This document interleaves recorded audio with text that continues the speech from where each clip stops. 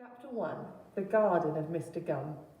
Mr. Gum was a fierce old man with a red beard and two bloodshot eyes that stared out at you like an octopus coiled up in a bad cave.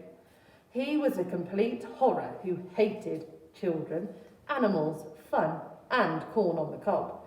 What he really liked was snoozing in bed all day, being lonely and scowling at things. He slept and scowled and picked his nose and ate it. Most of the townsfolk of Lamonic Biber avoided him, and the children were terrified of him. Their mothers would say, "Go to bed when I tell you, or Mr. Gum will come and shout at your toys and leave slime all over your books."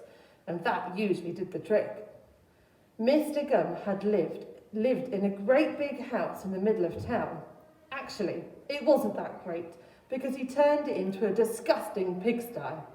The rooms were filled with junk and pizza boxes. Empty milk bottles lay around like wounded soldiers in the war against milk.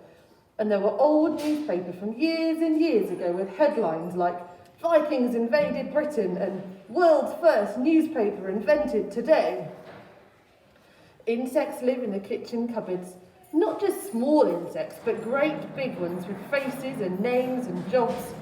Mr. Gum's bedroom was absolutely grimsters. The wardrobe contained so much mould and old cheese that there was hardly any room for his moth-eaten clothes, and the bed was never made. I don't mean that the duvet was never put back on the bed. I mean the bed had never ever been made. Mr. Gum hadn't gone to the bother of assembling it.